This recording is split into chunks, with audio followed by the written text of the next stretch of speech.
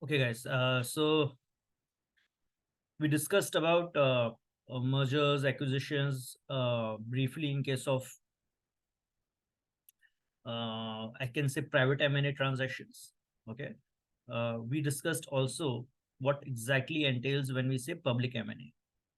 Okay, we have not gone into the nuances of public M&A transactions, but briefly we understand public M&A can be categorized into two sort of transactions. Okay, one is where simple M&A, simple mergers, amalgamations, like demergers involving a listed company.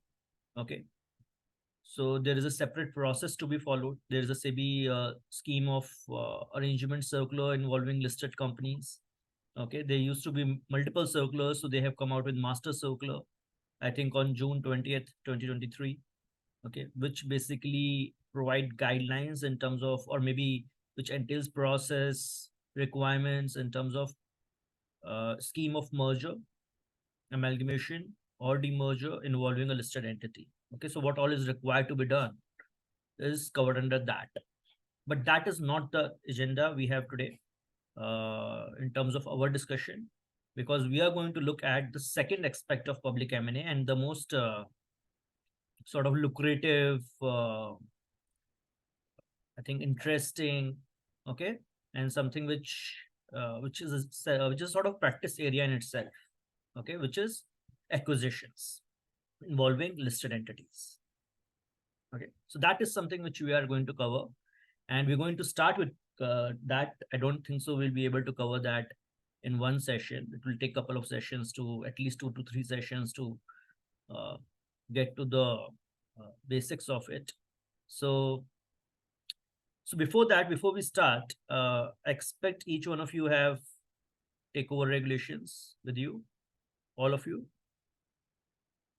right? Because there'll be we're going to go through regulations one by one and understand what exactly takeover regulations provide. So when we say acquisitions involving listed entities, guys, okay, before that we should understand what listed entity means, right? Obviously, students here who are from master workshop, they have uh, deep understanding about it, not for them but for people who are new, okay, who have just started learning in new workshop and maybe are doing company law right now. For them, listed entity simply could mean any company. Okay, it can be actually from the takeover perspective any company or body corporate, but for our discussions I want to keep it simple, saying that any company incorporated in India, okay, जिसके equity shares are listed on the platform of stock exchanges, right? Now, if you ask me legally, is that the definition? No. Legally, that is not the definition. Legally, definition is much more wider, much more broad, okay? But here, for our discussions and for our understanding, and when we talk about acquisitions and when we talk about takeover regulations, this basic understanding is enough, which is any entity or any company, to be specific, incorporated in India, whose equity shares are listed on the platform of stock exchanges. Okay, so that is what we're going to live with, because that is how target company is defined under takeover regulations. Okay, there is no definition of listed company per se under takeover regulations. There's a definition of target company, because target company is something which is basically uh, considered when we talk about acquisition. Okay, okay. So that is the basic understanding for all those guys, Rishikesh, Tamanna, Vidushi, right? For your understanding. Okay. Now let's open takeover regulations before we go further.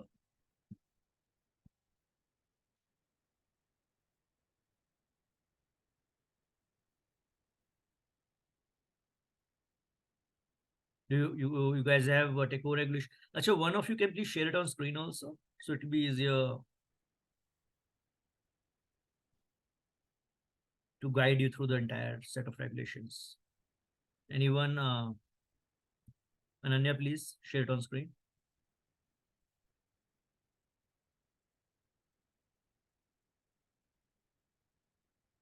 Multiple participants can share. I've allowed that.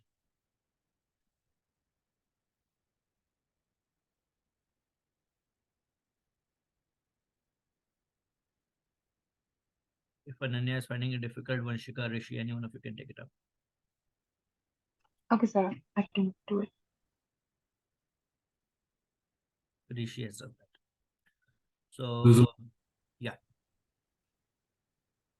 Achha, you have not downloaded Rishi.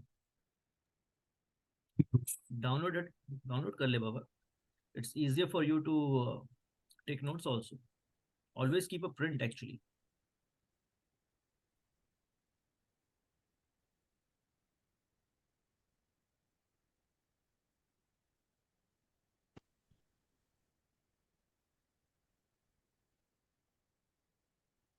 Do you have it downloaded, Vanshika?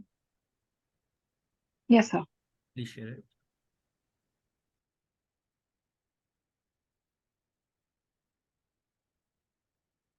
So how many of you, in the meantime, Vanshika is sharing it on screen.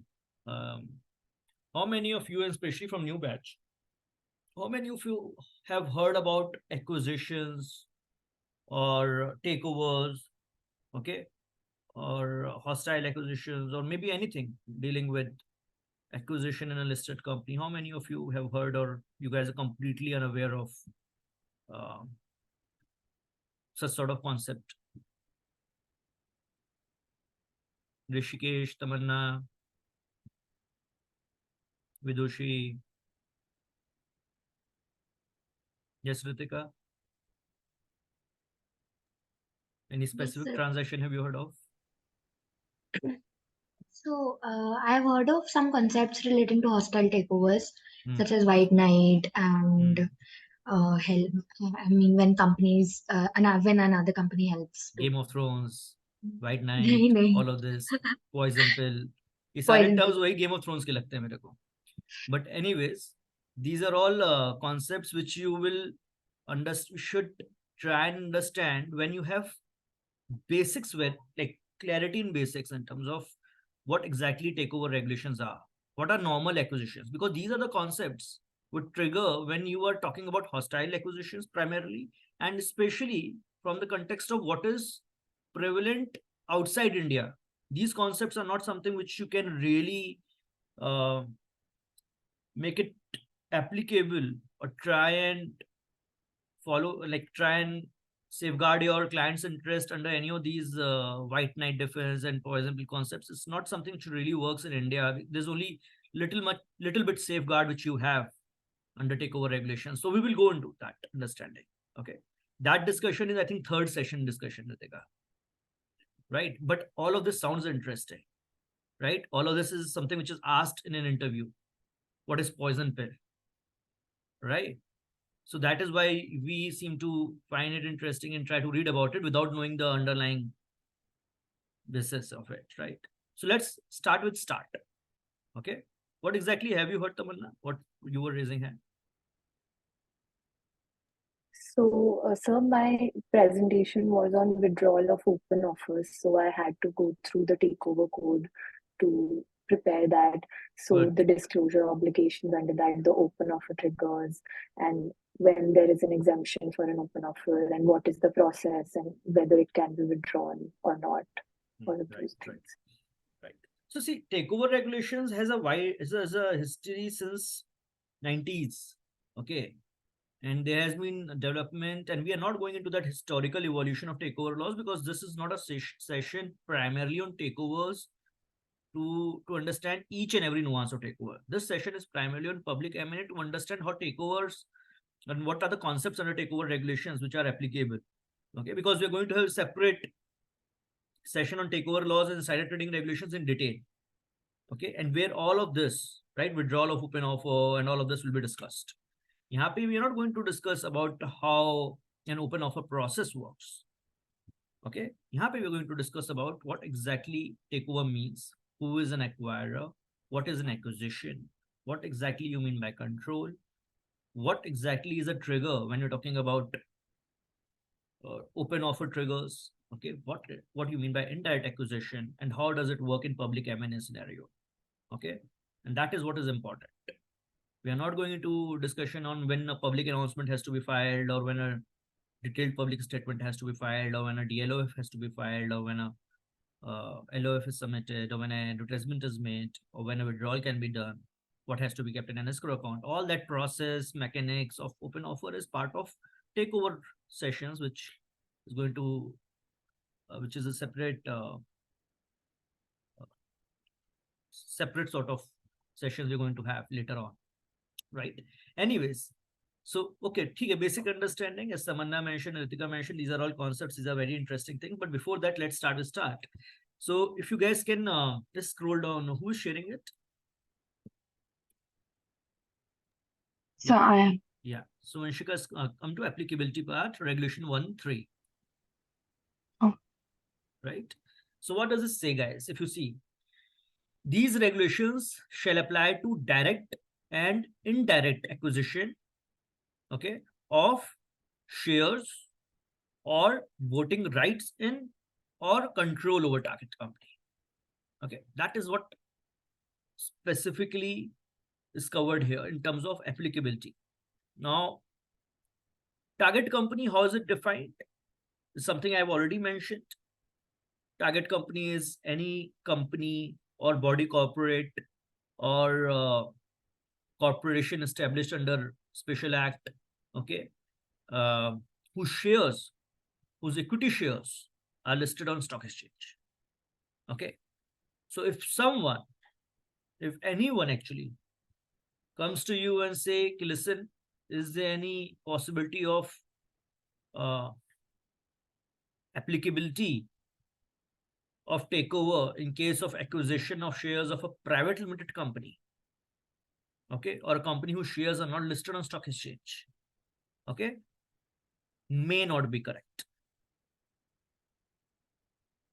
Why I'm saying may and not shall also something you will understand. For now, you can just write may, because applicability here we're talking about target company whose shares are listed on stock exchange.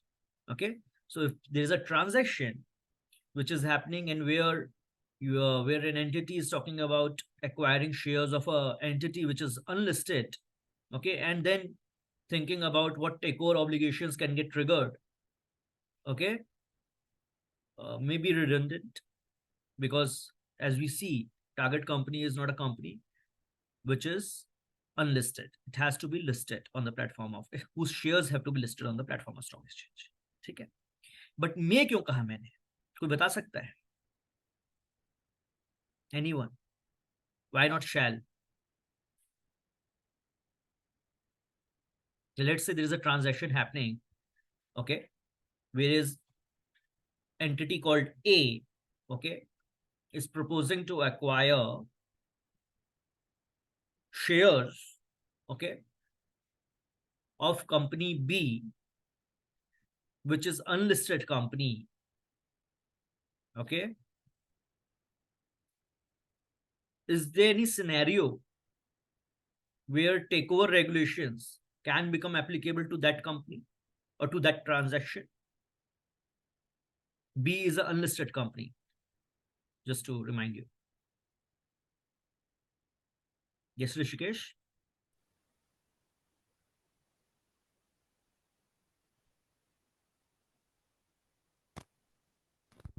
Yes, yes.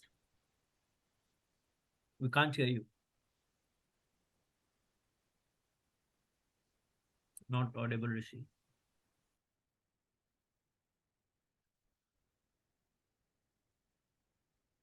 No. Please check your mic. In the meantime, Vanshika. So just a guess, but I'm assuming where the companies are deemed to be public companies, even if it's a private company. In It's such not cases, about public or private. It's more about listed, unlisted, Vanshika. okay. Right? Then I don't know. It's nothing to do with public unlisted company में भी कहाँ applicable होता है takeover regulations.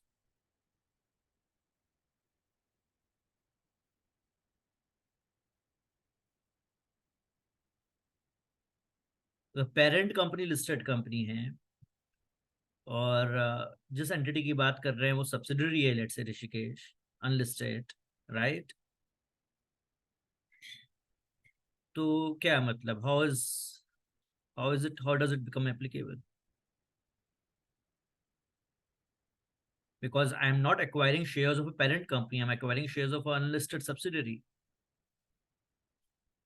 shareholder is parent company. Right? It may require approval of shareholders of public limited company because it's a material acquisition or material issuance or whatever the nature of the transaction may be.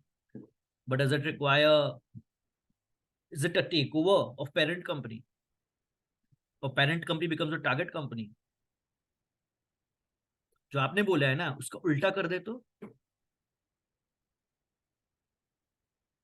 we have parent company is unlisted company and unlisted company की subsidiary is a listed company, right? Or maybe not subsidiary, so I'm just giving a plain vanilla understanding, but even investment or holding to an extent where the parent company is exercising influence over the another company, right? Right? That is what indirect acquisition is. Okay. So two types of acquisitions we are talking about. If you guys read, these regulations shall apply to direct acquisitions of shares or voting rights or control over the target company. And these regulations shall also apply to indirect acquisition of shares or voting rights or control over the target company. This is exactly what happened in case of which one? Rishi Kapadia, productive hui hai. Which one? This is something which exactly happened in the case of recently.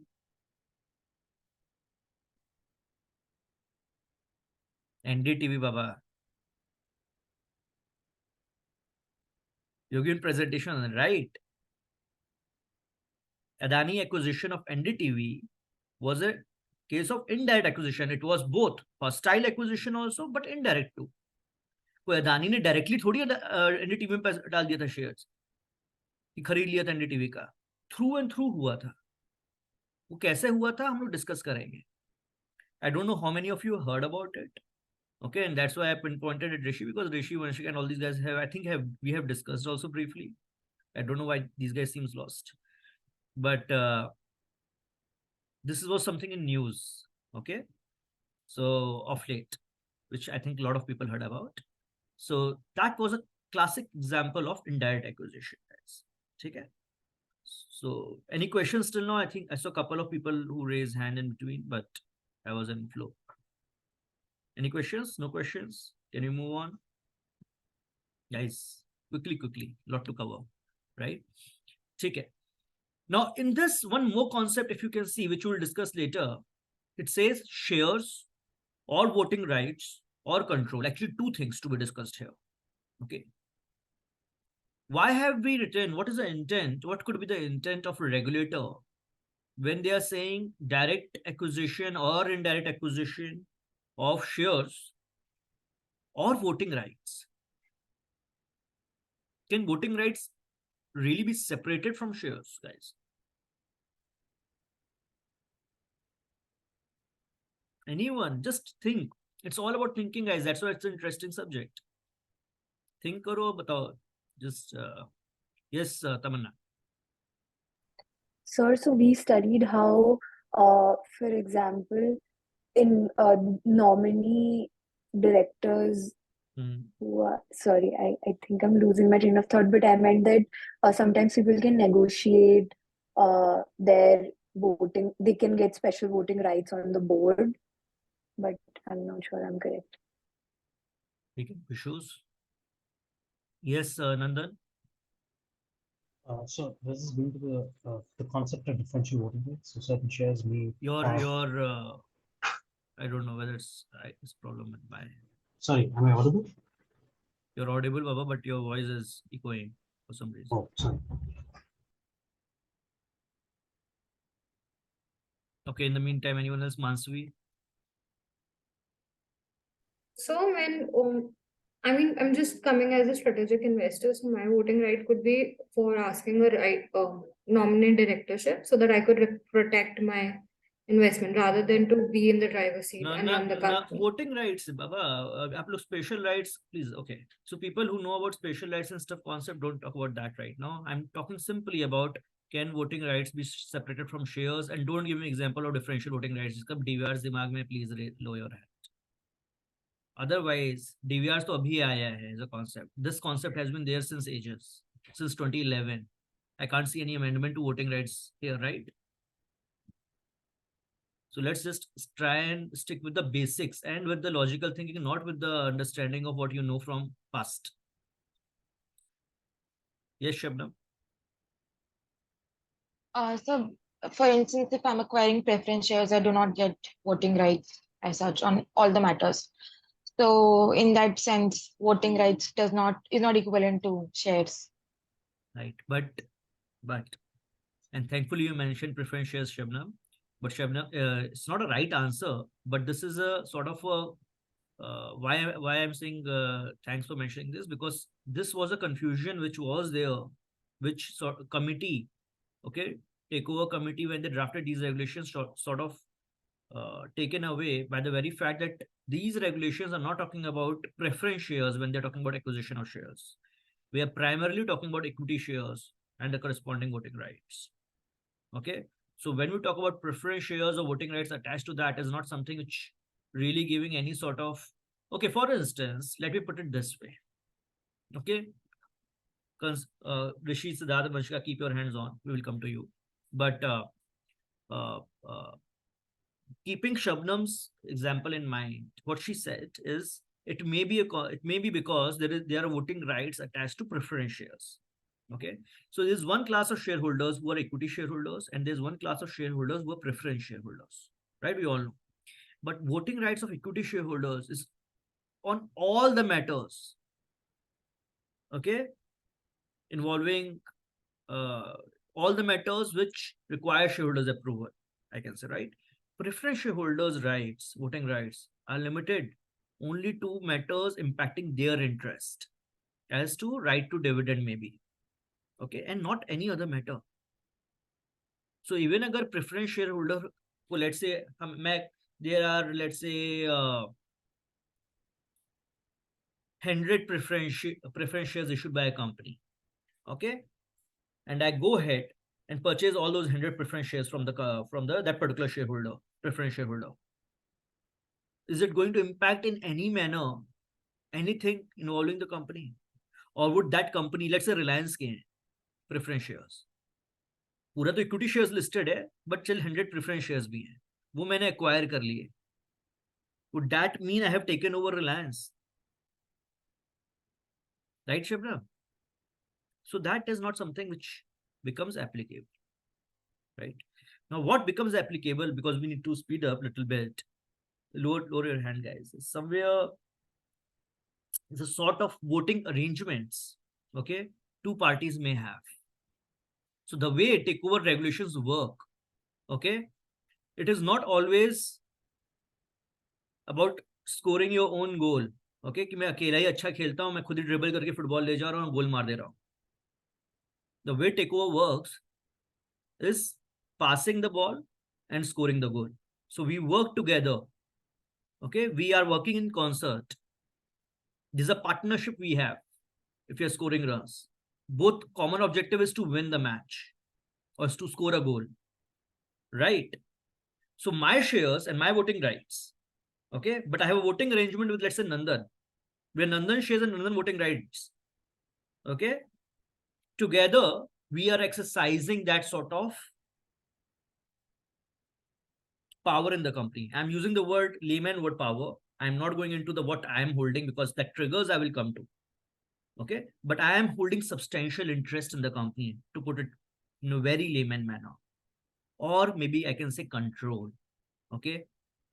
Now what is control is something which we will discuss in some time, and that's why I'm trying to speed up. Yes, Ashwat? So I had a quick question with regards to the point you made with regards to preference shares.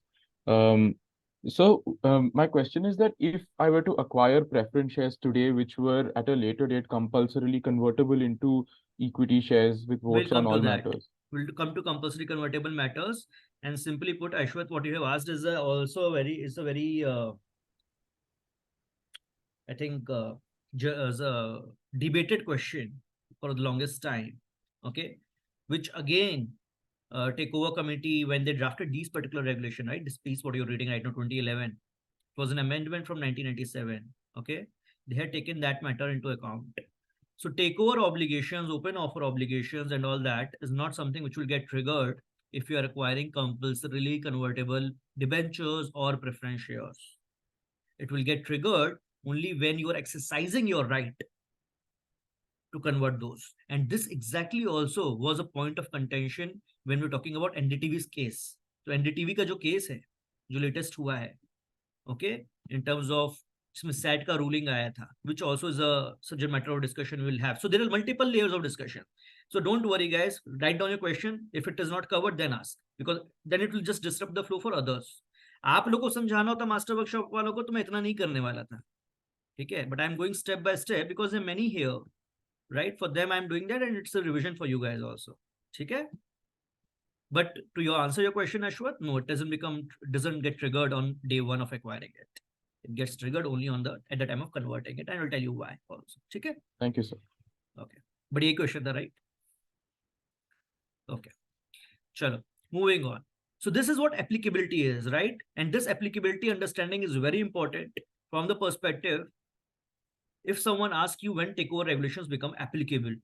Okay. One is it becomes applicable only when we are talking about the company, a target company whose shares are listed on stock exchange. Yes. And that target company concept is not getting defeated anywhere. But we also talk about it when we're talking about a primary transaction, ultimately, which is going to impact acquisition at a target company level. Maybe a transaction between two entities in which one entity is an unlisted entity. Okay. But that unlisted entity is holding some substantial stake in a company which is a listed entity in India. Okay. And why all of this is important, why indirect acquisition is important, because a lot of global deals do happen and which triggers the open offer or takeover regulations in India. ठीक है, कोई foreign entity है, बाहर बनी हुई है, उसकी subsidiary India में लिस्टेड है, बाहर उन लोगों ने कुछ गेम खेल दिया आपस में, आम बेच दिए, एक दूसरे को बेच दिए, कौन है इंडिया, कौन है SEBI, right? But then it sort of has a major implication in India as far as the Indian entity is concerned. Right? So all of this becomes important then. We will come to it. Let's understand what is acquisition and who is an acquirer. So quickly, Vanshika, please read out definition for me, starting from acquirer. 21A, guys. Acquirer means any person who directly or indirectly acquires or agrees to acquire, whether by himself or through or with persons acting in concert with him, shares or voting rights in or control over a target company. Right. You just read acquisition also once and then I will discuss. Acquisition means directly or indirectly acquiring or agreeing to acquire shares or voting rights in or control over a target company. Right. Now, guys, see, actually two aspects to both the definitions. So definition is more or less one and same thing. But two aspects of it is, one is actual acquisition where you are directly or indirectly acquiring. Okay. Another aspect is an agreement to acquire or agreeing to acquire. Right. That also is acquisition. So if you see, acquisition means directly or indirectly acquiring or agreeing to acquire. Now, what do you mean by agreeing to acquire? What exactly, when we say acquisition, what could agreeing to acquire mean? Shubhoja. The question is simple. Let's say,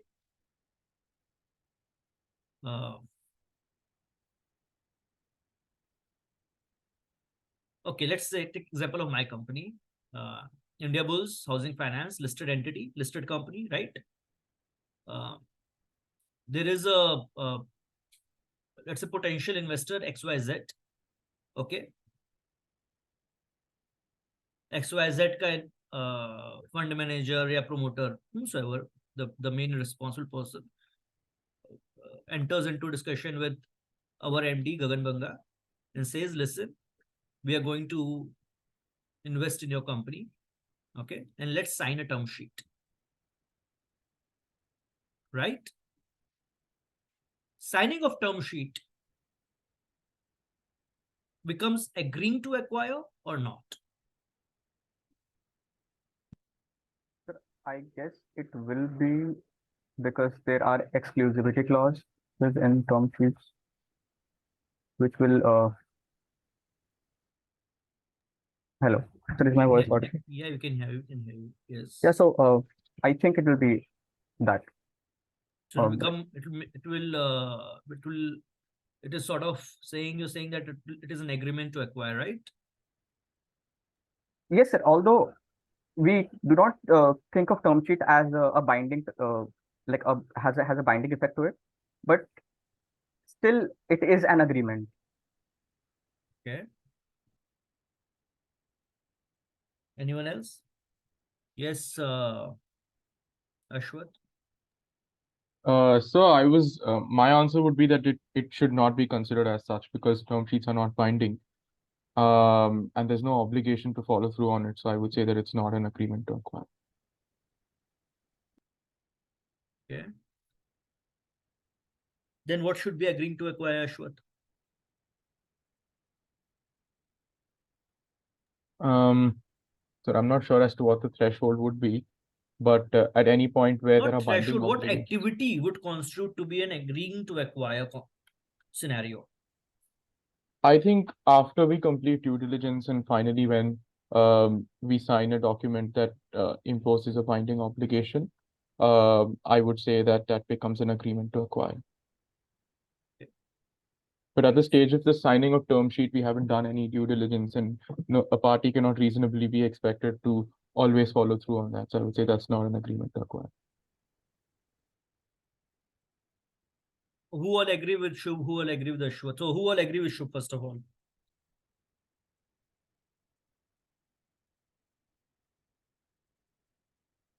Okay, and all of you agree with Ashwath, right? That means so. See, guys, there is no. It's very easy to agree with Ashwath, okay, and it's impossible to agree with what Shubh said. If you think of it in the manner the way we discussed right now, okay. Obviously, agreeing to acquire, it is as a general as a concept is when you are signing the definitive document, okay.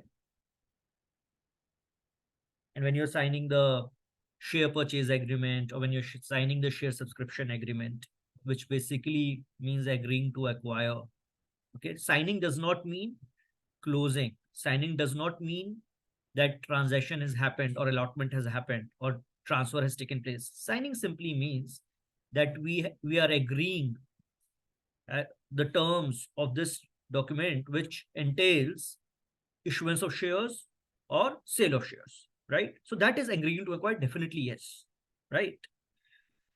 But saying it's a hard and fast rule that term sheet can never become agreeing to acquire would be stupid.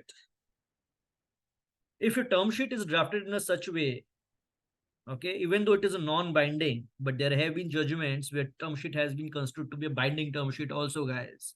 So you have to be really mindful how your term sheet is also drafted. Okay. Yes, term sheet is non-binding. Yes, term sheet is something which does not really bind you to purchase shares. It is subject to due diligence and stuff. But that ways, even share subscription agreement and share purchase agreement is subject to satisfaction of condition precedents. Right? अगर CPs confirm नहीं हुए तो फिर वो definitive document का भी क्या ही मतलब है, right? Investor can always back out, right? Post a long stop date, right? So that as a reason, yes, it becomes more likely when you're talking about definitive document in comparison to term sheet. Term sheet is a very less sort of enforcement as in comparison because of the various precedents we have seen. It's a completely non-binding thing. But to be on the cautionary side, okay, or to be someone who really doesn't want to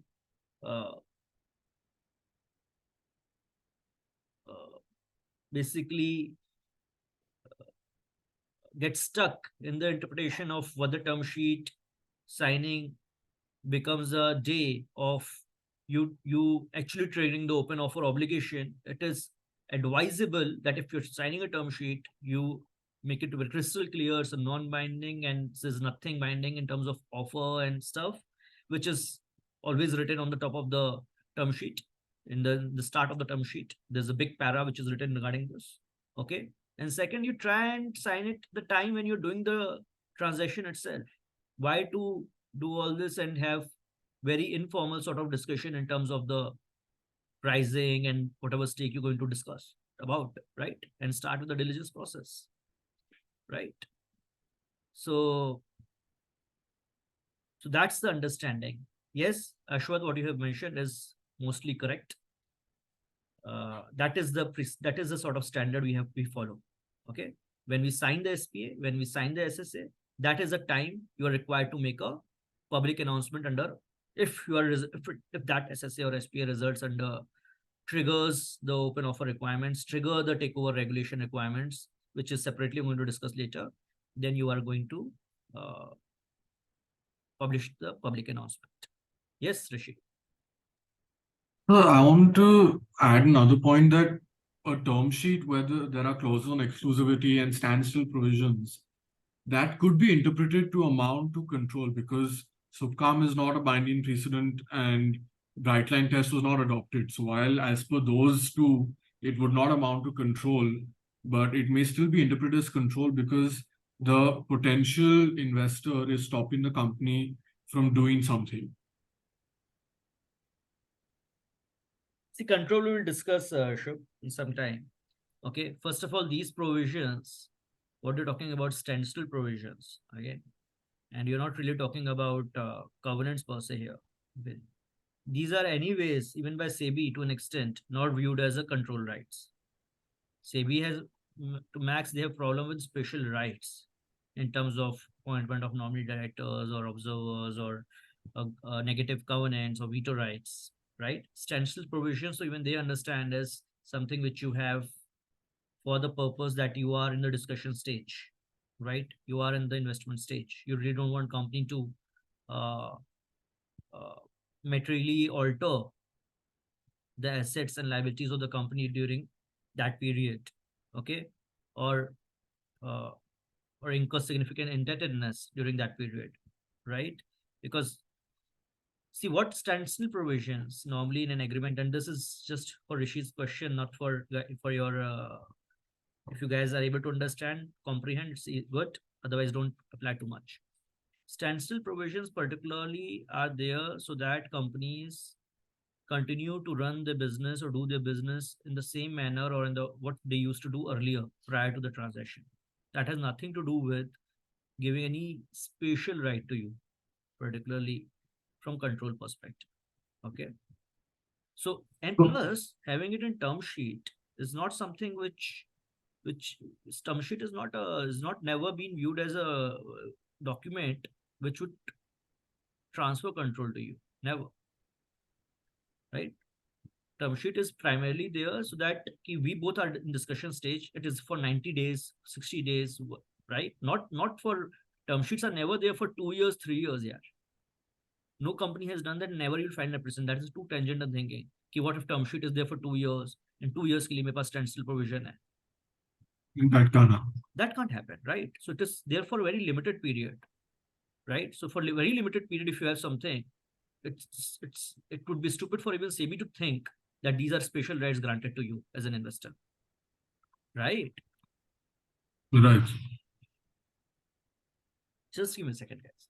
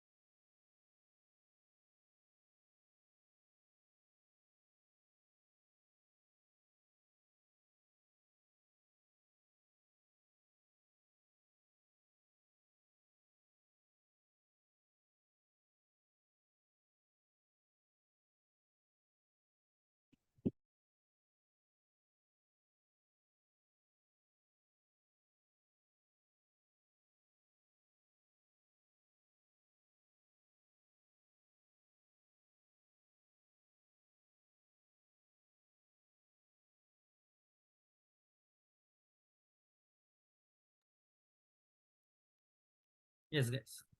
Please come back.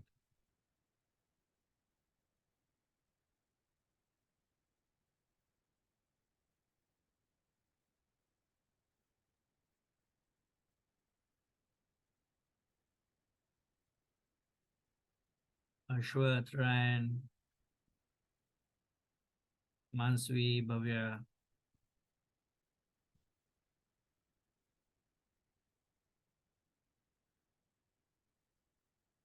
Yeah. So that was one aspect of the definition, guys, which is important to note. And this is how I think the correct way of reading law is that you should not generally read the definition in terms of कि what you understand definition would mean कि अरे acquirer चलो हाँ जो भी acquire करता है shares दूसरी company.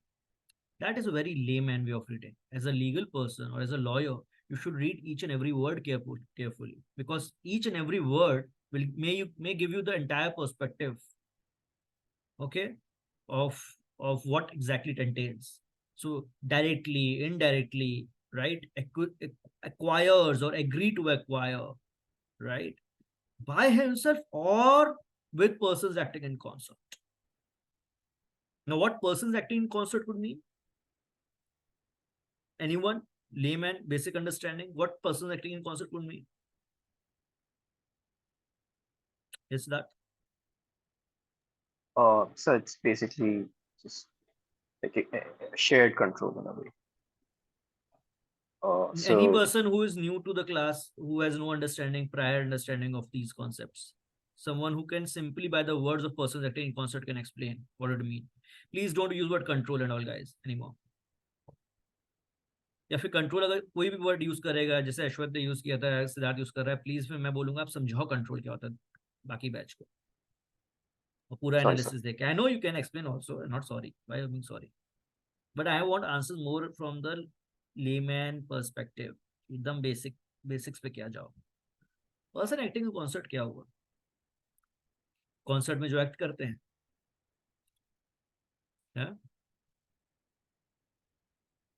Yes Ritika? Sir, having common objectives या common thinking. तुम तो पढ़े हो कहीं बेटा. हाँ तो वही होता है. पर्सन एक्टिंग इन कॉन्सर्ट क्या है, right? Person acting in concert है कि भाई मेरा तेरा ऑब्जेक्टिव सेम है, मेरा तेरा पर्सपेक्टिव सेम है और हम दोनों साथ में काम करते हैं. यही हुआ person acting in concert, right? We will cooperate with each other, will work together towards one common objective, right? कोई इंडियन टीम की बात करता है, क्रिकेट टीम की, राइट? तो सारे के सारे क्या हैं? 11. Those are persons acting in concert. Their one objective, common objective, is to win the match, right? So whether उसमें विराट कोहली सेंचुरी मारे या फिर रोहित शर्मा डक पे आउट हो जाए, doesn't matter, right? Ultimate objective क्या था? They were all looking to win together. Okay. Here, when we talk about persons acting in concert, what exactly we mean? The definition is there under, if you go further down, okay, to 1Q. Okay, if you see the definition here, it says persons who, with a common objective, okay, or purpose of acquisition of shares or voting rights in or exercising control over a target company pursuant to an agreement or understanding, formal or informal, directly or indirectly cooperate for acquisition of shares or voting rights in or exercise of control over the target company. Now, this is the first aspect of the pack. Okay, second aspect will come later. First aspect of the pack is very simple. The first part of the definition deals with the underlying test criteria to determine whether two or more persons can be construed to be pack or not. Pack is the short form of persons acting in concert. If you hear the word pack, this is what you mean, right? So what are the prerequisites? Two or more persons must share a common objective. There should be a common purpose. There has to be commonality of objective or purpose. Okay. That commonality of objective or purpose must be for either for acquisition of shares या फिर voting rights, या फिर the common objective is to exercise control. Okay, or maybe combination of two, maybe shares and control both, or maybe only control, only shares or voting rights, right? But there has to be common objective purpose like that. Both two or more persons, like all two or more persons actually, okay, they should cooperate with each other. If you see the word, there's a cooperate, right? Cooperate with each other for such acquisition of shares, for such acquisition of voting rights, or for purpose of exercising control over the target company. And such cooperation, okay, could be by way of an agreement or understanding, whether formal or informal. Okay, it is purely based on action. Okay, it is not necessarily there has to be some binding agreement between two entities, okay, to establish that they are persons acting in concert. So this is, I can say, more of a subjective part of the definition. It basically, without limiting the relationship and role of two entities in a particular way, it has given more purpose to it by putting out the intent there, right? And intent being, there has to be, if there is two or more persons who have the common objective or common purpose of acquiring shares in a company or acquiring voting rights in a company or control over company, they would be considered persons acting in concert. Okay.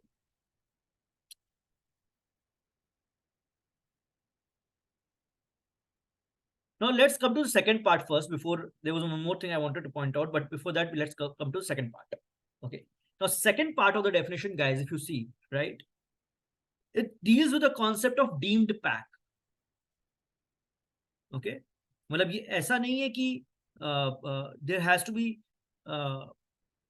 some interpretation which has to be applied while determining whether the two entities are pack or not. It is considered to be deemed pack. All of these relationships, what you see niche, a company, its holding company, right? So holding company, let's say XYZ is a company, okay, उसका holding company ABC. अब ABC ने भी कोई MNC में shares ले रखे हैं और XYZ ने भी कोई MNC में शेयर्स ले रखे हैं, तो collectively very easy to figure out कि बोथ आर पैक, राइट? उसमें तो कोई फर्क ही नहीं है. तो दोनों together, if they are exercising substantial interest in MNC, right? And I'm using the word substantial interest. I'm not actually putting out the triggers of takeover or open offer right now, because I'm going to come to it later. But I'm just saying substantial interest in that company. Okay. So if both are holding, maybe let's say one entity is holding certain percentage in other in MNC, one entity is holding certain percentage in MNC, together they are considered to be pack, and they are going to exercise substantial interest in that. Okay. They may exercise control in that. Okay. In that MNC. Same ways, a promoter or promoter group entity, right? Promoter, members of the promoter group, if you see point number 4, right? They are deemed pack. Same ways, immediate relatives, right? Let's say Siddharth and Siddharth's wife, to be wife in future. Okay. They both hold shares in some company, in some listed entity. They are immediate relatives. They're considered to be pack. They're considered to be persons acting in concert. Now, problem क्या हो जाता है deemed pack में? Okay, which was going to be my question in number 1, especially with promoter group and stuff. Let's say there is a listed company and which has two families, okay, who are part of promoter group. Before we put out this question, anyone who doesn't understand the concept of promoter group, I'm not asking about definition, I'm saying basic concept, basic understanding of promoter group. किसी को यहाँ पे कोई ऐसा है जिसको वो basic understanding नहीं है, please feel free to raise your hand and don't shy. Or everyone is aware of what promoter group means.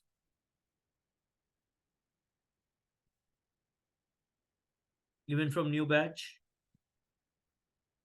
Ritika, Tamanna, Rishikesh.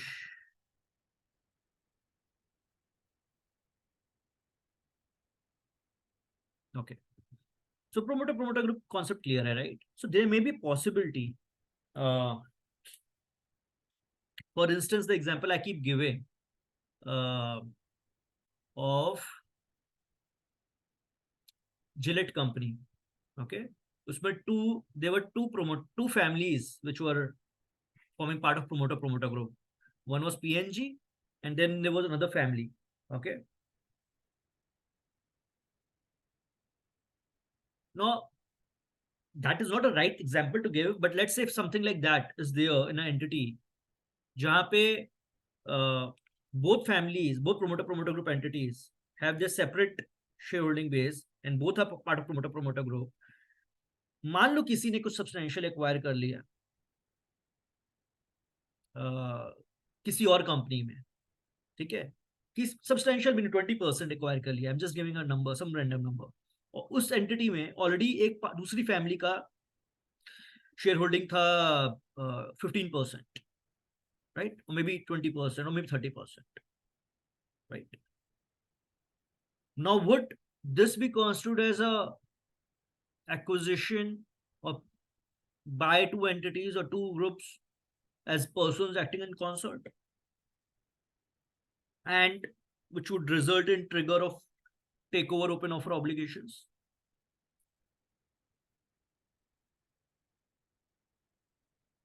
Question समझ में आया सबको कि रिपीट करो? So can you repeat it once? See, there is a listed company, okay, जिसमें already promoter group है, right? And promoter group can be, okay, where there are two groups of families, okay, maybe not from one family, ठीक है? Let's say family A and family B, both are promoter group. Now let's say family A has acquired some interest or some shares in company XYZ, which is another listed company, दूसरी कोई listed company है, उसमें family B का already shareholding था थोड़ा बहुत पहले से, right? Now can that entity or can it be constituted by SEBI or regulator or anyone that entity XYZ उसमें open offer होना चाहिए था, क्योंकि वहां पे acquisition जो हो रहा है by A family results in substantial acquisition or triggers the open offer obligations under this takeover code? Would that acquisition together with persons acting in concert results into substantial acquisition? That is a question. Yes, Mansui.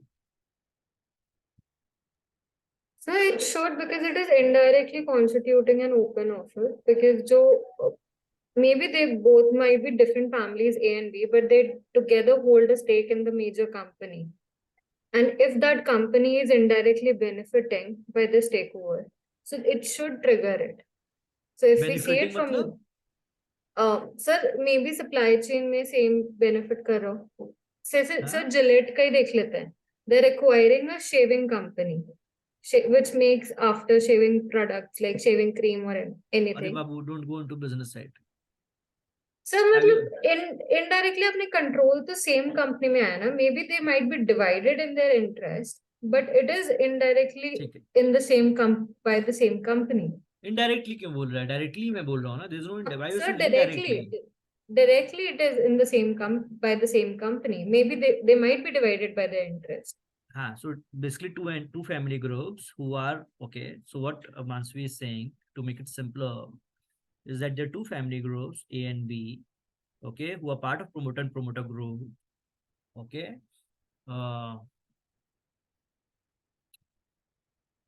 If they acquire shares in some other company, let's say, मैं तो इसी company में बोलने वाला था कि जिस company में है promoter group, I have mentioned other company to make it more clear to you guys. तो उसमें B का ऑलरेडी शेयर होल्डिंग था, A का एक्वायर हुआ है, तो both A and B irrespective कि इनका interest are divided, okay, but they are going to trigger open offer obligations under takeover code, because if you look at their shareholding, it is going to breach those thresholds, okay. That is what Mansui is saying. Yes, Shabna. So if you read clause 2, it basically says that all of these categories will be deemed to be persons acting in concert unless contrary is established.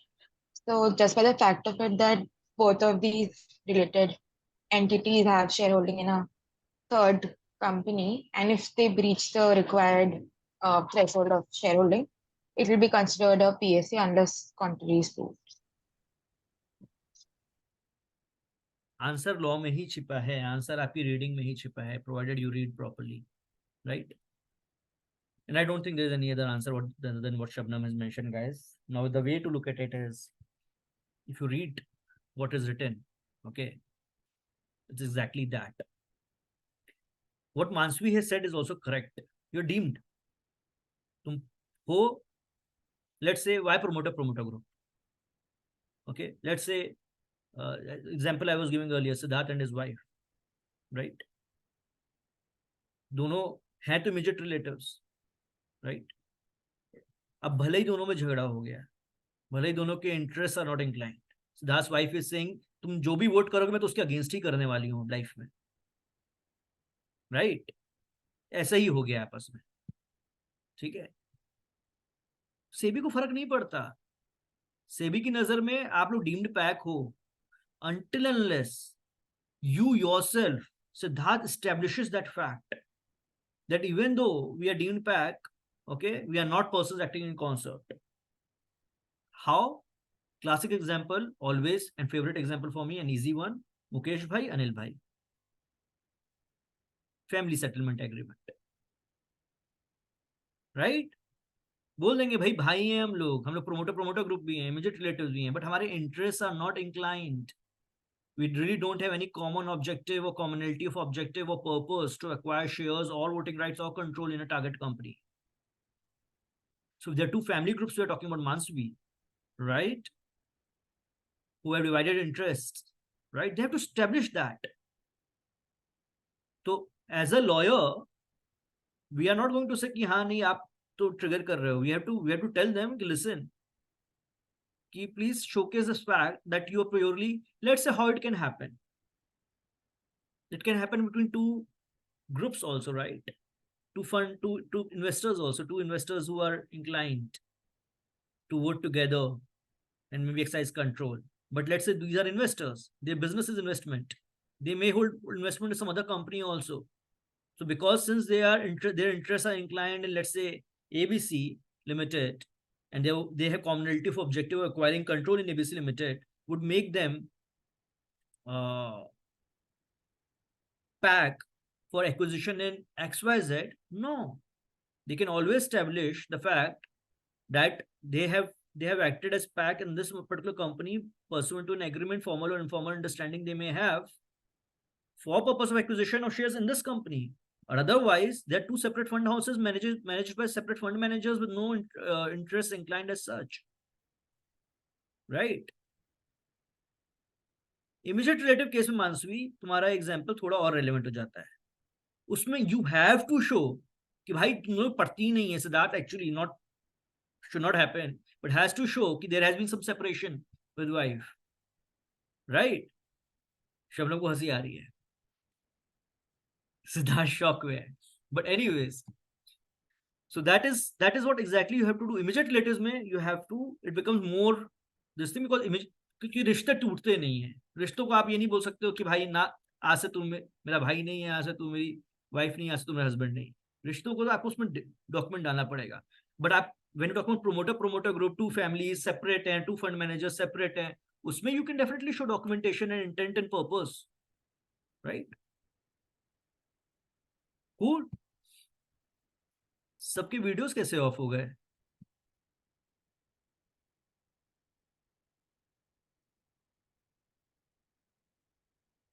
Guys, I can hear you, sir. yeah, I'm audible, right? Okay. Yes, sir. So you guys heard me, right? What I said, because I lost you guys. Yes, sir. Yeah. Okay. So take it. So that is what pack is, right? Now you guys can definitely go through each of those 1, 2, 3, 4, 5, 6, 7, 8 points in your free time. What exactly could be classified as pack? What persons acting in concert? But that exactly what the understanding of pack would be, right? For your purposes. Okay. देखो दो definition में इतना पढ़ने को मिला अपने को, in just to definitions, ठीक है।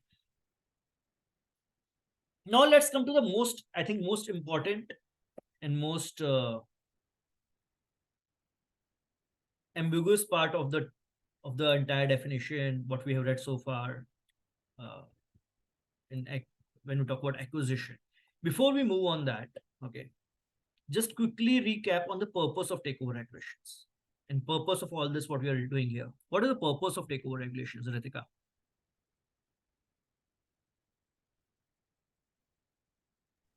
Regulate the take.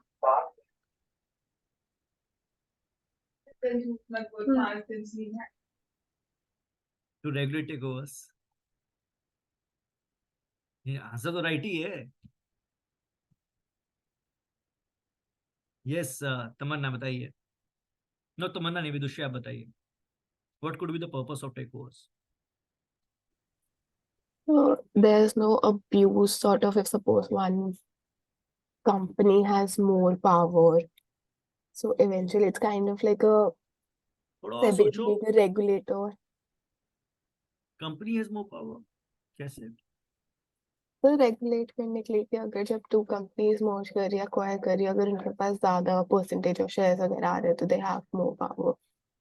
आप तो थोड़ा बहुत इसमें सीसीआई भी डाल दी, कंपटीशन कमीशन। इलेक्टिव में वो चूज किया है क्या कंपटीशन? अच्छा, yes Rishikesh. I'm audible, sir. Yeah, I'm audible, yes. I have to protect maybe the interests of public shareholders. कैसे? So when a company it issues a public notice that it's going to acquire the shares of a listed company, the maybe individuals who trade in the secondary market, they could be like aware of the fact that there's a company that's trying to take over a listed company. Right. I think so this is a second aspect of, one could say, regulations, and very close and good answer, Rishikesh. But what could be the primary purpose? Neha, if you want to try.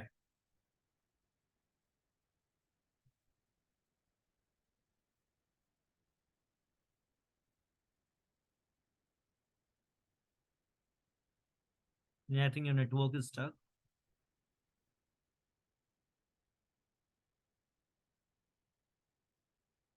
Ananya? So from the perspective of the open offer like requirements, I do think the primary perspective is to protect the existing shareholders of the company to ensure. How? See, protection of interest, okay. कोई भी कभी life में पूछे कोई interview में, कोई भी SEBI regulations है, क्या है पर्पस, क्या है? To protect the interest of public investors. ये तो भाई मतलब ये अंडरलाइंग प्रिंसिपल है। बट अब क्वेश्चंस भी इंटरव्यू में बहुत ज्यादा हो गए हैं, वो लोग भी समझ में आ गया सबको कि बेसिक तो सबको मालूम है। तो why, how are you protecting? So if they exceed a certain threshold, they have to like issue like an open offer to the existing shareholders, which is done at the same valuation, I think, at which the stake is being acquired. So they have like the option to exit the company if they're not okay with that change of control. That is exactly what the answer should be. और ये तुरंत chat GPT पे डाला है। Okay, perfect answer था। Anyways, so what exactly takeover regulations and why exactly takeover regulations are in place? See, there's one entity which is a listed entity. There's one acquirer who can be anyone. Okay, acquirer is acquiring shares in a listed entity, right? Now shares, voting rights, or control. Let's say three aspects of that. Okay, जो company है, okay, it may or may not work in a manner which protects the interests of investors, because it has nothing to do. कोई आ रहा है तो पैसे डाल रहा है मेरी कंपनी में, अरे भैया आप ही माई बाप हो, आप एक्वायरर हो, आ जाओ, राइट? मैं खुश भी नहीं हूँ, आप तो भाई बड़े आदमी हो, हमको तो ऐसे ही एक्वायर कर लोगे, तो वैसे भी मैं कुछ नहीं कर रहा हूँ। मैं इन्वेस्टर्स का मैं भला क्यों सोचूं, और मैं शायद अच्छा कॉर्पोरेट गवर्नेंस भी है, तब भी इतना नहीं कुछ कर सकता है. SEBI with takeover regulations, and this is exactly what was written in the takeover committee report. Okay, what I'm saying in a very generic manner, but this is exactly what was mentioned. SEBI has brought in takeover regulations with the entire purpose or intent to bring a balance, okay, and protect the interests of investors. How? One, to give them an exit opportunity. This is something which I have mentioned, I think, multiple times in past, especially with master workshop kids, right? To give them exit opportunity. Narayan Kedia is an investor in Reliance, was an investor in Reliance 10 years back or 15 years back. I don't think so. That's the right example. But let's say her dad was investor in Reliance when Mukesh and Anil both were there. Okay, right? अब कुछ companies Anil को गई, कुछ company Mukesh को गई. Her dad was investor in Anil's company, right? Let's say. Now he should be given an opportunity to decide कि whether he want to stay in the company or not. भाई उसको मुकेश, भाई उनको मुकेश बहुत पसंद है. Anil is not someone who's comfortable with, right? Not at all. तो why should I get stuck? आप लोग का डिविजन हो रहा है, आप लोग का फैमिली सेटलमेंट हो रहा है, मेरे को अपॉर्चुनिटी दो, राइट? कि आई शुड एग्जिट. तो ये आज की डेट पे, let's say there is a company which is taken over by some third person who I may or may not like. I was really confident, I was really happy with Ratan Tata being the promoter. Okay, I was really happy with Mukesh Ambani being the promoter, okay, of the company, who is running the show, who have complete trust in my money is invested in that company. If I'm acquiring shares on stock exchange platform also, right, though my money has not gone into company's account, but I'm holding shares of that company, and I'm holding shares of the company. I have bought shares on the stock exchange platform basis the Reliance, that कि Reliance का बाप जो है वो बहुत अच्छा आदमी है. ये सिंपल सा फंडा है मेरा. अब उसमें कोई वो बंदा आ जाए जिसने ऑलरेडी काफी कंपनीज डुबा दी हैं, मैं बोलूंगा भाई मैं सबसे पहले भाग रहा हूं, मेरे को भागने के तरीके बताइए. ये तरीका बताता है टेक ओवर, राइट? तो जो भी एक्वायरर है, अगर Anil Ambani is going to let's say buy out any of those Mukesh Ambani companies which I am invested, right? Anil Ambani is required to give me an opportunity to exit. Okay, opportunity to exit kaise? By making an open offer. That is what takeover regulation is about. He will make an open offer in the public. भाई मैं आ रहा हूं इस company में, जिसको रहना है रहे, जिसको जाना है वो मेरे को शेयर बेच दे. This is exactly simply it is, right? That is the primary aspect. Then second aspect is pricing, which Ananya mentioned, right? क्या जाना है तो what price? So that also is something which takeover regulation. ऐसा थोड़ी है कि मैंने तो तुम्हें अपॉर्चुनिटी दी थी जाने की, मार्केट प्राइस है लेट्स से 200, मैं बोल रहा हूँ 100 में 100 दे रहा हूँ, निकलेगा? मैं बोलूँगा भाई मैं पागल हूँ क्या, 200 तो मार्केट में. अच्छा मैं तुम्हें 190 दे रहा हूँ, निकलेगा? मैं तभी पागल है, 200 है. अच्छा मैं तुम्हें 210 दे रहा हूँ, निकलेगा क्या? I may not be fine with 10 rupees differential also. And that is where pricing comes in. If I'm exiting, okay, I would like price to be not unfair, and that what pricing mechanism is also fixed in takeover regulations. Okay, for instance, if the acquirer is acquiring a company at a price cheaper than my price, that should never happen. तो अनिल अंबानी खुद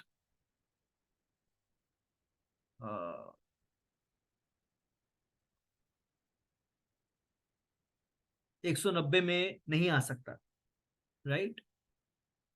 और he should not basically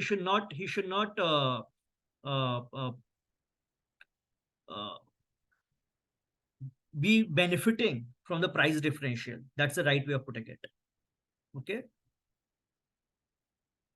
so whatever price he's coming and whatever the volume weighted average price is, I should get the highest of that. Okay, I should not get the So there are 3-4 parameters of pricing, which also it is covered in. And third part is what Rishikesh mentioned, disclosures. So that market is also aware. Obviously, it will become aware even with the open offer, public announcement and stuff. But generally, to keep investors apprised, because it's a very material event in life of a company, right? So these are the basic common parameters or common factors you can say of any takeover or acquisition deal. And this can happen both pursuant to acquisition of shares, voting rights or control. Okay. And how does it happen? Before we move to control की definition से पहले ये सब मैं discuss करना चाह रहा था, because then understanding of control become easier. अभी कब होता है? मैंने किसी कंपनी में, let's say listed company में, I have acquired 10% shares, right? Would that amount to trigger of open offer obligations on me? Let's say in the same example, Anil Ambani is acquiring 10% of Reliance Industries. Would he be required to make an open offer to the existing shareholders of Reliance Industries? Let's say there is no pack, there is no persons acting in concert with him. उसके बाद बहुत पैसा आ गया, उसने कहा मैं वापस game में घुसूंगा, मैं अपने भाई की कंपनी खरीदूंगा, मैं 10% उठाता हूँ, राइट? तो 10% उठाता है उसमें से. Would that mean triggering of open offer obligation? No. Why? Because जो first trigger है open offer obligation का, right? जो first trigger है whether individually or along with persons acting in concert, along with Tina Ambani, right? Or along with others, I'm acquiring more than 25% shares or voting rights in a company. That is a basic understanding. 25% is a limit, not even 24.99. Okay. So if in an entity, I'm acquiring more than 25%, right? Then is my first trigger of making an open offer. I'm not gone into any other aspect. I'm just talking about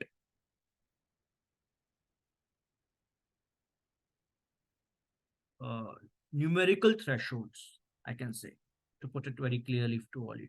This is numerical threshold. Okay, I'm not gone into the intent part. I have not gone into the subjective part. I'm covering very specifics of the takeover regulations. बहुत easy part जो है, which is कि अगर Anil and Tina, or Anil individually or Tina individually, if they decide to acquire more than 25% shares or voting rights in land industry, then they're required to make an open offer to the public at large. कि देखो हम लोग shares इतना acquire कर रहे हैं, ये हमने ये एग्रीमेंट साइन किया है, ये हमने स्टॉक एक्सचेंज पे खरीद लिया है, राइट? या हमने किसी और से खरीद लिया है, अब हम आप लोग को ऑफर कर रहे हैं आपको कंपनी में रहना, बाकी शेयर होल्डर्स को, पब्लिक शेयर होल्डर्स को, right? This is an offer to the public share holders. अगर आपको शेयर बेचना है तो बेच दीजिए, हमें रहना तो रह लीजिए कंपनी में, right? As simple as that. That is the first trigger.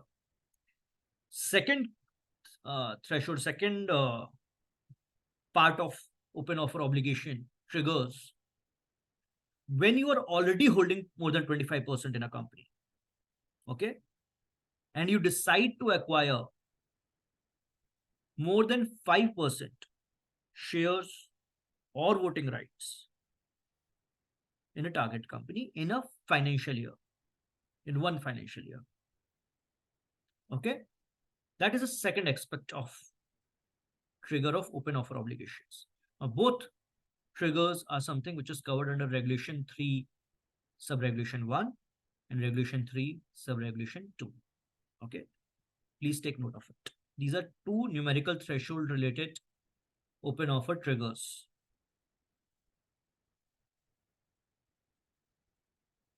Okay, no acquirer shall acquire shares or voting rights in a target company, which taken together with shares or voting rights, if any, held by him and by PAC with him in such target company, okay, entitle them to exercise 25% or more of the voting rights in such target company, unless the acquirer makes a public announcement of an open offer for acquiring shares of such target company in accordance with these regulations.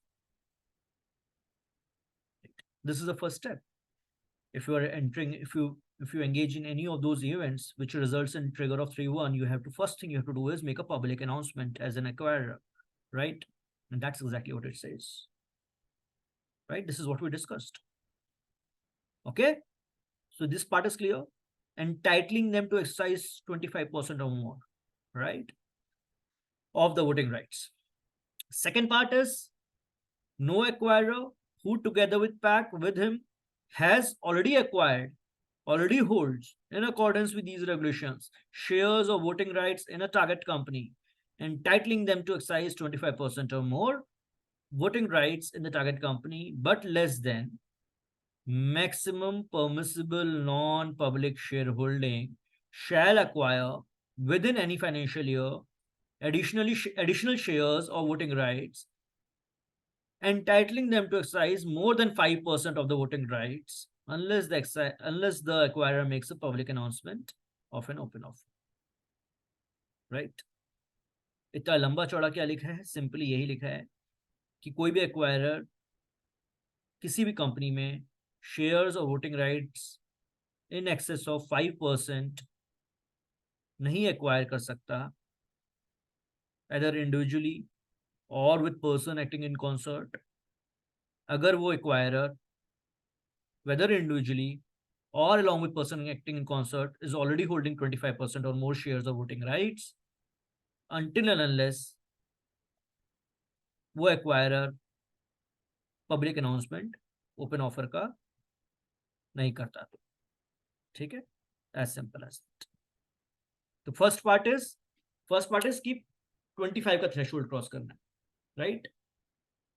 Whether directly, indirectly, shares or voting rights, right? Individually or with persons acting in concert. ये सब लिख लो, ये सब notes आपको काम आएगा.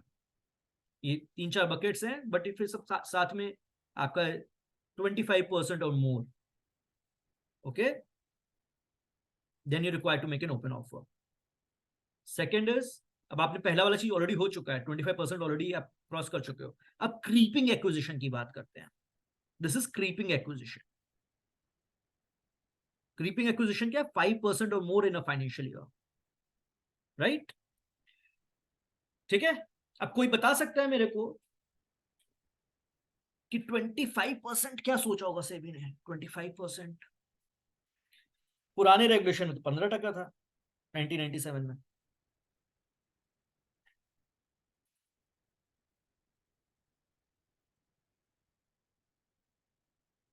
और कौन कौन?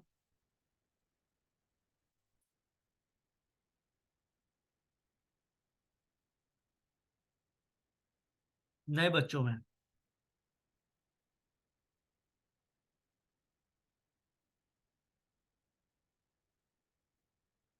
ठीक है, ऋषि आपने पहले हाथ उठाया, बताइए. So 25% voting rights gives you the ability to block a special resolution. So you could prevent a company from changing any material aspects of it. Right. See, that has become the basic sort of explanation by the committee. Okay, when they changed the threshold from 15% to 25%. And the entire purpose of changing, first of all, why that thought came in, because during those times, under 1997 regulation, okay, even 15%, holding of 15% in a company would give you substantial sort of control or substantial sort of power. I'm not using the word control right now, but substantial sort of power to exercise influence over the affairs of a company. See, that is the whole idea, guys. That's how you have to think. You are an investor. Simply मैं तो investor हूं, मैंने पैसा दिया है, तुम पैसा बनाओ, जब पैसा बनेगा मैं अपना पैसा निकालूंगा, भागूंगा, मैं दूसरी कंपनी में पैसा लगाऊंगा, because I am just an investor, right? या फिर दूसरी सोच हो सकती है, ना ना ना, मैं सिर्फ इन्वेस्टर नहीं हूं, मैं पैसा लगाया तो हूं एज एन इन्वेस्टर, बट मेरे को धंधा इतना पसंद आ रहा है तुम्हारा, I would like to take calls. Okay, I will be involved in the affairs of the company, in the business of the company. Okay, and that became the parameter of thresholds also. Okay, why it is important to understand this basic understanding, because this will give you clarity when we come to the very subjective component of takeover, which is control. Okay, we'll come to that. But thresholds में this becomes important to understand कि 15% में क्यों था यार, 15% में क्या है control था, 15% में कंट्रोल, 15% में people were exercising influence during those days. तो सेबी ने कहा 15% तो अब बहुत redundant sort of ट्रिगर हो गया है, because now we are in 2009, 10 2011 में आया था ये take over regulation, and the committee was formed in committee submitted their report in 2010, time when they were contemplating all this, right? They said कि now तो we have investors who are investing at limits beyond 15%, and still they don't have control, they are purely financial investors, right? उनको बेचारों को जबरदस्ती open offer करना पड़ रहा है, क्योंकि 1997 रेगुलेशन में 15% लिमिट था. They were thinking of revising limits. Okay, so that is where the discussion started, and then they came to number of 25, because 25 sort of is not just a number कि कोई भी number डाल दिया, but it is, as Rishi rightly mentioned, gives you, under Companies Act, if you see, you have ability to block special resolutions with that limit, right? You can easily block, because for special resolutions you need at least 3 times in favor, right? 25% से तो तुम आराम से किसी की भी बजा सकते हो. So you have ability to block special resolutions requiring your approval, and that is a sort of good number which SEBI thought gives power to anyone holding 25% or more to exercise influence in the affairs of the company, right? And 25 became a sort of a parameter. And then we understand creeping acquisition limits, where you slowly you're increasing your limits by 5%, right? So if you're acquiring more than 5% in a particular financial year, bhai wapas open offer kariye aap, because then public, see, creeping acquisition sort of is a slowly and steadily acquiring more and more stake in the company.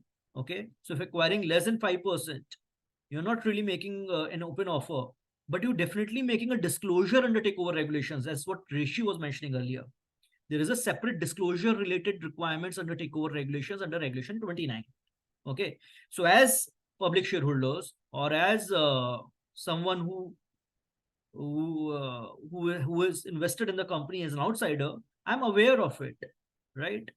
Rishikesh is slowly doing a creeping acquisition, and I really don't like that. If I want to leave, I can easily sell my shares on the stock exchange platform, right? But Rishikesh is under no obligation to make an open offer, because he has not acquired any substantial sort of creeping acquisition he has done. He has acquired within the limits of 5%. Uske upar karega, then yes, he has to make an open offer, right? Clear? Now, what else does it say? Maximum permissible non-public shareholding. Okay, up to the limit of maximum permissible non-public shareholding. What is the limit of maximum permissible non-public shareholding? Ashwat?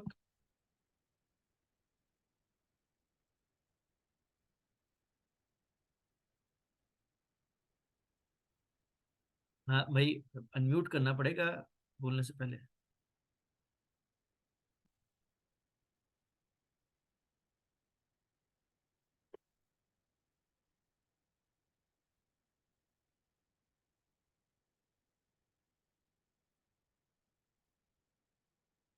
Ritika, तुम already mute पे हो, तो ऐसे ऐसे छुपा के बात करने कोई वो नहीं है. No one is able to listen to you, and please focus in session.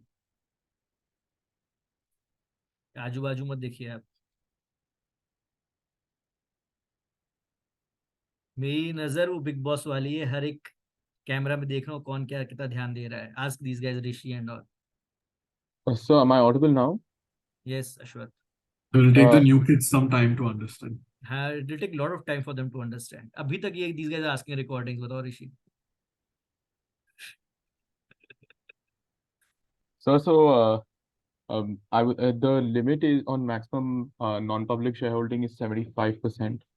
But that doesn't apply to public sector companies.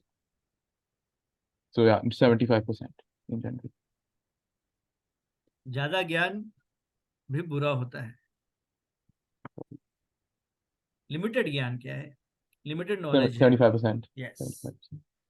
So let's not go into that, because अगर तुमने वो बोला है अश्वथ, फिर then we'll open a Pandora's box, and which Vanshika really likes. Okay, of those entire thresholds under Rule 19(2)(b, क्या होता है, कैसे होता है, तो तुम्हें इतना भी बोल के तुम्हें अश्वथ मैं पूरा पूछ लूंगा तुमसे, and I can write a paper, पूरा नहीं बता पाओगे तुम क्या, कोई नहीं बता पाएगा जो पढ़ा हुआ है यहाँ पे. क्यों वंशिका? सर अलग सेशन लगेगा. अलग सेशन है, ठीक है. Anyways, simply put, for Rishikesh, for Ritika, for Vidushi, and for Tamanna, right, for new kids, it's simply minimum public non-shareholding. क्या है सेबी क्या बोलता है, और सेबी क्या बोलता है? Actually it's before SEBI, it's prior to SEBI also. It's under Securities Contract Regulation Act and corresponding rules, which is 1956, 1957 we're talking about. Okay, उसमें एक requirement है which says that कोई भी listed company है, and I'm again explaining in very simple terms, कोई भी listed company है, उसमें 25% public का होना जरूरी है. As simple as that, right? You can't really have, so दो टाइप के शेयर होल्डर होते हैं लिस्टेड कंपनी में. दो ही कैटेगरी होती है, कोई कैटेगरी होती ही नहीं है. होती है एक दो दूसरी कैटेगरी, बट उसमें अभी नहीं जा रहा है. एक होती है प्रोमोटर ग्रुप, और एक होता है पब्लिक, अपनी अंडरस्टैंडिंग के लिए, राइट? तो promoter group can not be more than 75%. That is basically the thing. So that is maximum permissible non public share holding. तो अगर कोई क्रीपिंग एक्विजिशन भी कर रहा है 5%, it can not after point time exceed 75, right? And if someone exceeds 75, pursuant to takeover regulations, pursuant to open offer acquisition, then there is a separate process altogether, right? Which is not what we're discussing right now. Possible है, ठीक है? Possible है ना? मैंने किसी के साथ अश्वथ के साथ मैंने एग्रीमेंट किया, I am acquiring 50% in the company, right? अब मैं ओपन ऑफर कर रहा हूं पब्लिक को, ठीक है? 26% का तो मिनिमम मेरे को ओपन ऑफर करना पड़ता है. What is open offer size? At least 26%. I have to make an offer. 26% का शेयर्स में have to acquire, right? I have to make an offer to that size. Public में बेच दिया, पब्लिक को मैं बिल्कुल अच्छा नहीं लगता हूँ, पब्लिक को अश्वती अच्छा लगता है. उन्होंने बोला नहीं हम तो निकल रहे हैं भाई, बेच दो सर को वापस, राइट? तो मेरे पास तो भाई 75% ब्रीच कर दूंगा मैं, तो 80% 90% लेके बैठ जाऊंगा. And that is not what is allowed, because if that happens, what is company required to do is required to delist, because you're not complying with listing obligations. Then that is what listing obligation is. That if you continue to be listed on the stock exchange, you need to ensure that 25% of your entire shareholding is held by public shareholder at the least, right? It's quite clear. Okay, अब ये हो गया हम लोग basic threshold parameters guys, right? Control would require separate session altogether in itself with case laws and stuff, but simply I will give you an understanding. Before that, let's quickly go into the definition of control. Please, Regulation 2(1)(e). See, interpretation of term control, it has been the most discussed, most debated concept, I can say, over the years, and it's actually started from the time when I started working, to be honest. It's since those days. So I started working in 2009, and that was the first time we saw a judgment dealing with the concept of control. And that case was handled by my boss only that time. Okay, so it was quite a discussed topic and debated topic that time.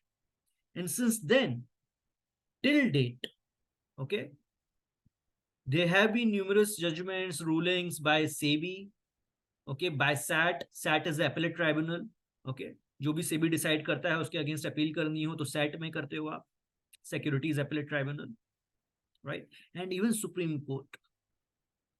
Okay, but still it is something which is most sort of analyzed every time on case to case basis, and every time as lawyers, and it gives a lot of work to us. It gives a lot of sort of importance to what we do, because it totally depends on how well you understand basis the facts of a given situation and how you advise to your clients in deciding whether particular transaction or particular event amounts to control or not. So that is why, more than definition what we look here, understanding of word control becomes important. Okay, so what exactly control means? Anubhav, please read out. Control includes the right to appoint majority of the directors or to control the management or policy decisions exercisable by person or persons acting individually or in concert, directly or indirectly, including by virtue of their shareholding or management rights or shareholders agreements or voting agreements or in any other manner, provided that a director or officer of a target company shall not be considered to be in control over such target company merely by virtue of holding such position. Right. Now, if you guys see, even this particular definition control, it is divided into two parts. One is objective part and one is subjective part. Okay. When I say objective part, what I mean is it clearly specifies where you have right to appoint majority of the directors of a company. Okay, just give me a second, guys. Just give me a second.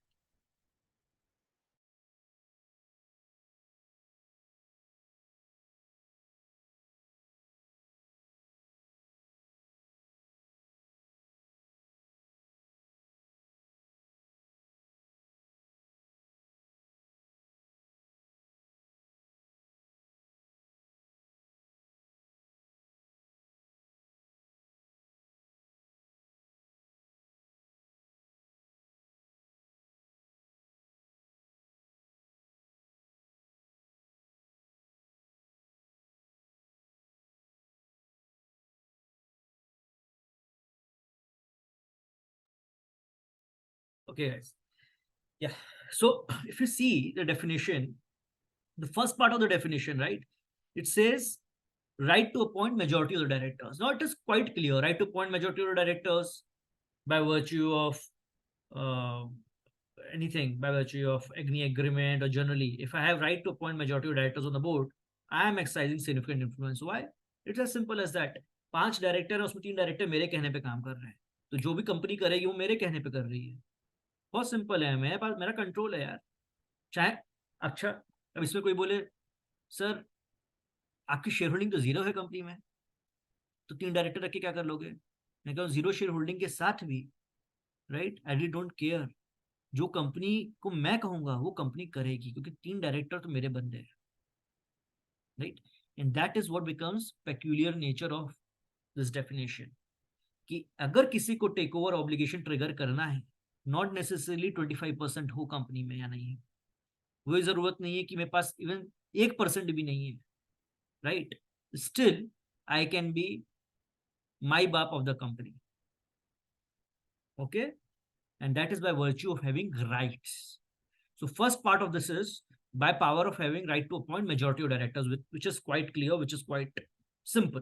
Second part, it comes subjective part, which is right to control management of policy decisions, including through contractual agreements, right? Contractual agreements by virtue of shareholder agreements or voting agreements or in any other manner.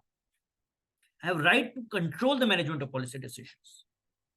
Now, I don't have particularly 25% in a company, or I don't have particularly any majority of my representation on the board of directors, but I still can control the management of policy decisions. And this has become the bone of contention every time when it comes to interpretation of word control by SEBI or by SAT.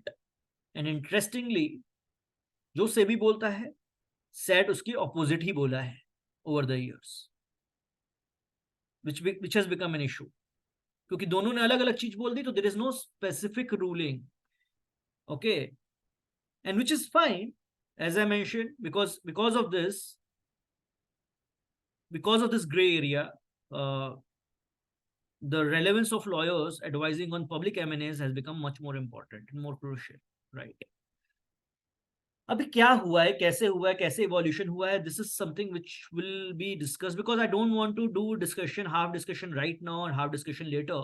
Okay, and whole evolution of this entire concept, right from Shubkam judgment, okay, and then bright line test, what SEBI came in 2016, and then Kamath Waters informal guidance, and then ArcelorMittal case, not particularly in relation to takeover regulations, but same sort of interpretation taken there in terms of insolvency matter, and then recent one, which is NDTV. Okay, there's a whole evolution which can't be covered in next 5 minutes. Okay, so next 5 minutes I will give you only the teaser. तो teaser क्या है? Teaser ये है, let's say, जैसे मैंने थोड़ी देर पहले बोला आप लोग को, राइट, कोई भी इन्वेस्टर या कोई भी एक्वायरर हटा देते हैं, इन्वेस्टर पर्सपेक्टिव से बात करते हैं, भी एक्वायरर भूल जाओ, ठीक है.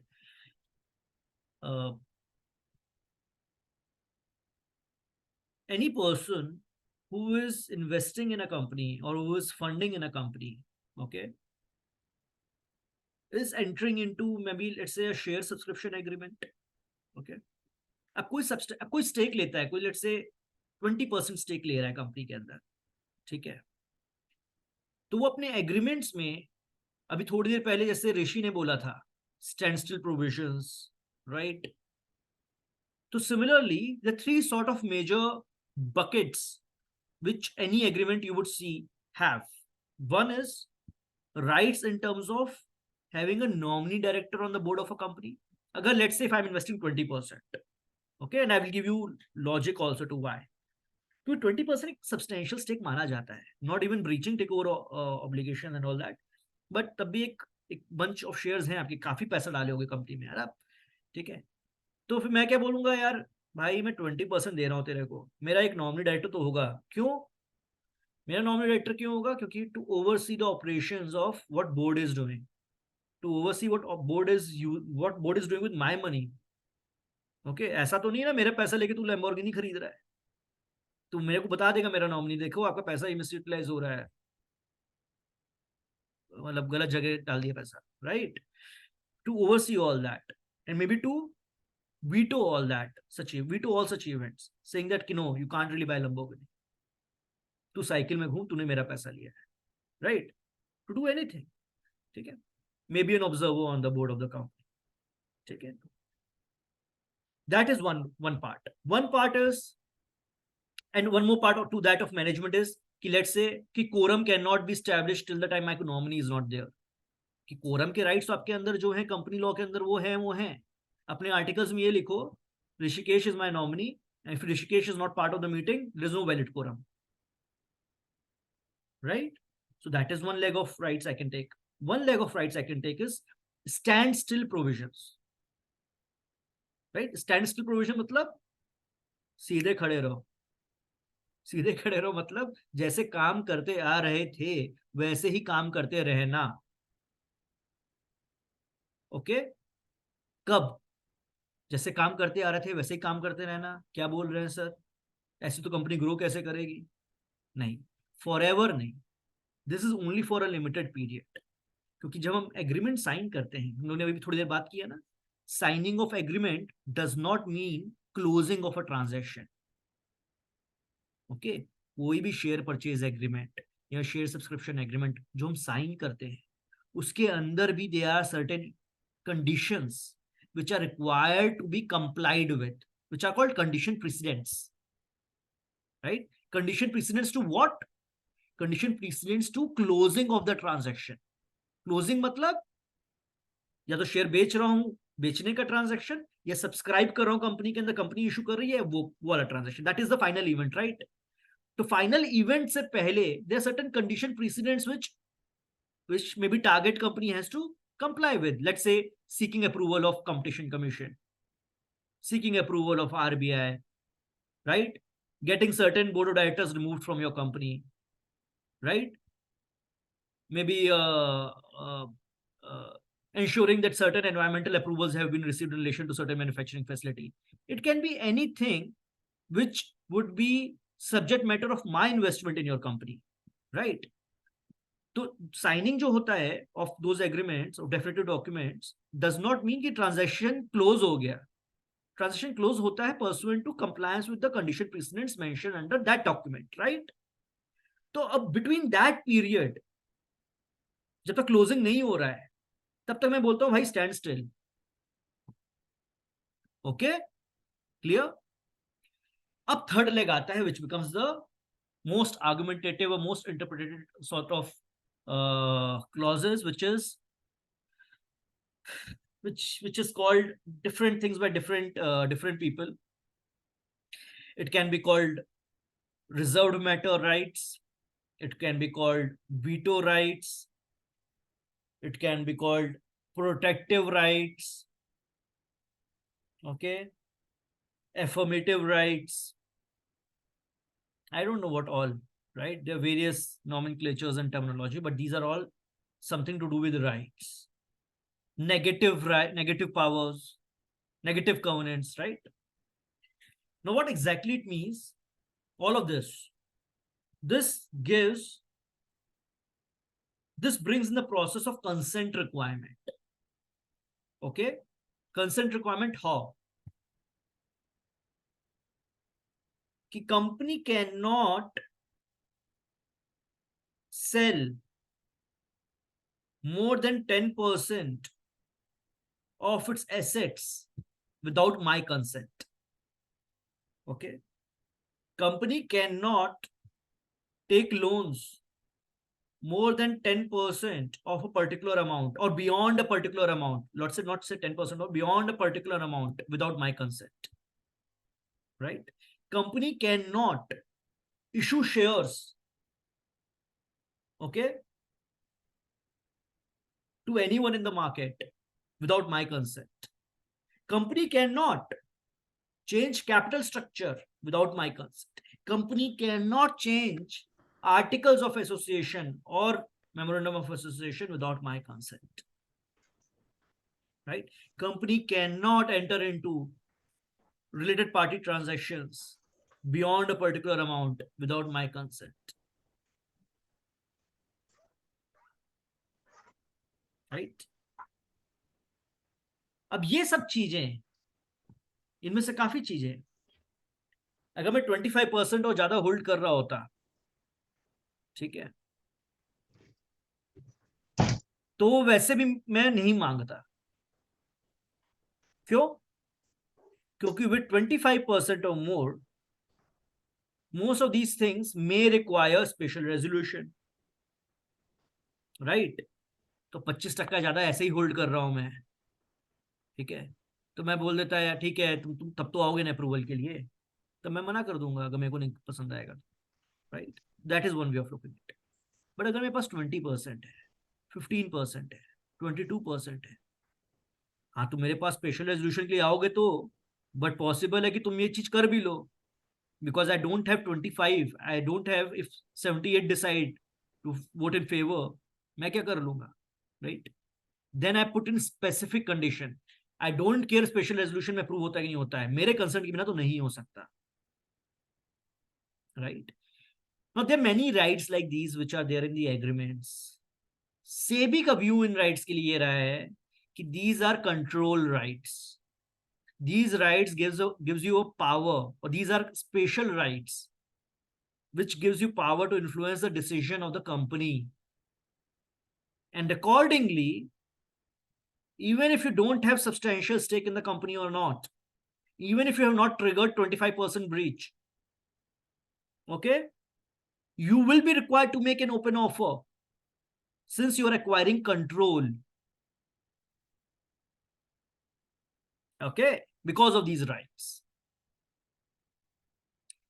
To which SAT has always given the reasoning or judgment more inclined with what market is happy with, or maybe investors are happy with. कि these rights, जो भी rights हैं, इन्वेस्टर बोलता है भाई मेरे को सीरियसली कंपनी से कोई लेना देना नहीं है कि कंपनी एबीसी से माल खरीद रहा है, XYZ को बेच रहा है, या कंपनी को किसी और के साथ टाई अप करना है, किसी और के साथ जेवी करना है. I really don't care. What I care is about my money, and I see my these rights as protective rights. ये मेरा पैसा डाला है ना कंपनी में, तो मेरे लिए कंट्रोल राइट नहीं है, मेरे प्रोटेक्शन के लिए कि मेरा पैसा. या ये तो ऐसे क्या करेगा इन्वेस्टर, कहेगा ठीक है सेबी आपका ये व्यू है ना, हम सारे फंड मैनेजर्स डिसाइड करें, हम लोग इन्वेस्ट ही नहीं करेंगे कंपनी में, जाओ भाड़ में, क्योंकि राइट नहीं दे रहे हो आप मेरे को. राइट और राइट दे रहे हो तो आप बोल रहे हो कि मेरे को ओपन ऑफर ट्रिगर करना पड़ेगा. राइट तो सैट ने क्या व्यू लिया है, सैट ने बोला है कि कंट्रोल तो तभी होगा जहां पे ऋषिकेश एज एन इन्वेस्टर ये राइट मांगता कि Ritika as a target company can only purchase raw materials from Ananya, can only sell products to Vidushi. That is proactive, where Rishi is deciding in the affairs of the business in a manner where he is exercising influence. Right? This is not reactive power. Having reactive power or negative power or power to restrict by way of consent is not same as calling it proactive power. And the example which I have given in the session which I taken long back, very easy one. It totally depends whether you are in the driving seat or not as an investor. If you are in the driving seat, तेरे को मालूम है गाड़ी कहाँ जाएगी, कैसे जाएगी, कौन सा डायरेक्शन लेना है, you are the one who's going to drive the car. You really don't care about others sitting in the car, right? You are very much in control, right? But if you are just a passenger sitting in the car and आपसे पूछा गया है कि हम ये right या left लें, आप बोलोगे नहीं राइट लेफ्ट नहीं, मेरे को सीधा जाना है, प्लीज सीधा छोड़ दो. Right? So you are not driving the car. You are not in control of accelerator or gear or steering or anything, right? So then it is not something which should be constituted or construed as a control right. Clear? That is a basic understanding, a basic synopsis of what control could mean. Now, what happened in Shubhkam? What sort of rights were discussed? What happened in later on in NDTV, and even case study of NDTV. Case study of NDTV, by the way, has nothing to do with judgment here. Case study has a separate discussion on hostile acquisition, and indirect acquisition is a topic which we're going to discuss separately after this. So there's a lot to be covered, which will be covered in next session, guys. It will take some time. But any questions, anything which you think, or any where you guys got lost, you can please feel free to ask me.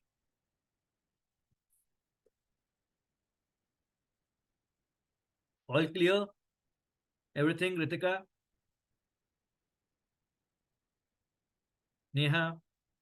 All clear? Vidushi?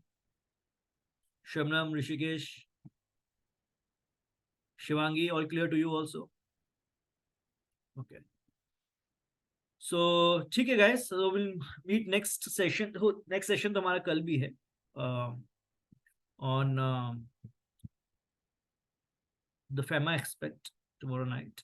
Okay. But next session on this one, on the takeover aspect, we'll do on maybe sometime Thursday. Okay. So we'll see you then on this one. Okay. And anyways, we're going to meet tomorrow for FEMA discussions. Okay. Chalo. See you guys. Thank you, Thank you, sir. sir. Thank you, sir. Thank you, sir.